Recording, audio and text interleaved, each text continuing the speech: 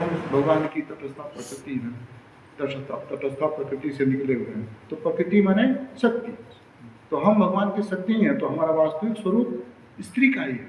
लेकिन हम तो अभी पुरुष शरीर में बैठे हुए, तो हम अपने आप को पुरुष शरीर में समझते हैं। यही जीव जब स्त्री शरीर में जाएगा तो स्त्री समझेगा, यही जीव जब कुत्ते के शरीर में चला जाएगा तो भौं भौं करेगा, कौवे के शरीर में जाएगा तो काँव काँव करेगा।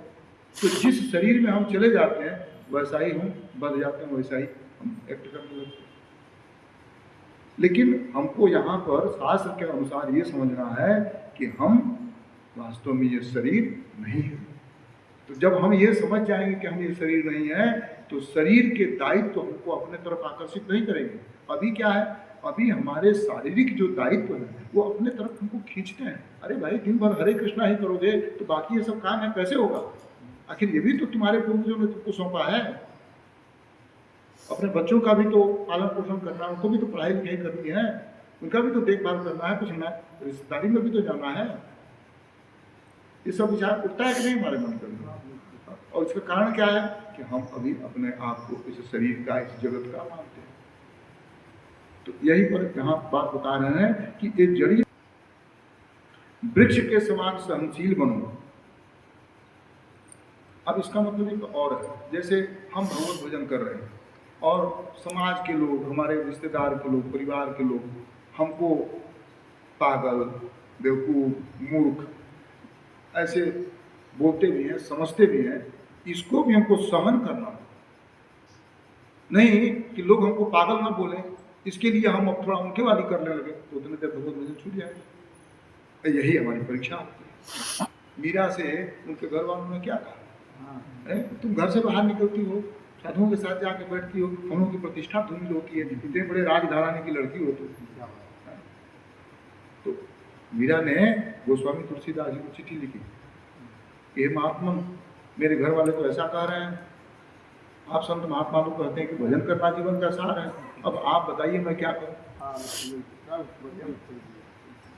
तो उसके उत्तर में गोस्वामी जी ने भी एक पद लिख करके एक चिट्ठी में भेजा कि जाके प्रिय नाम हो गए ही तजिए ताहि कोटि वैरी सम यद्यपि परम से। हम तो अपने पति को नहीं छोड़ सकते, अपनी पत्नी को नहीं छोड़ सकते, अपने बच्चों को नहीं छोड़ सकते, और चाहते हैं भगवान के लिए। कैसे होगा? भगवान के लिए कुछ छोड़ो। जब युधिष्ठिर महाराज महाप्रयाण के लिए चले तो भाइयों की भी परवाह नहीं किए, द्रौपदी की तरफ भी नहीं देखे, बस चल दिए तो चल दिए। उसी तरह से धीरे धीरे सारे भाई भी निकल गए। उसी तरह से बाद में द्रौपदी ने देखा कि हमको कोई नहीं पूछ रहा है, तो कोई शिकायत नहीं की, वो अभी प्रभु के स्मरण में लग गई और उसने भी गति प्राप्त कर।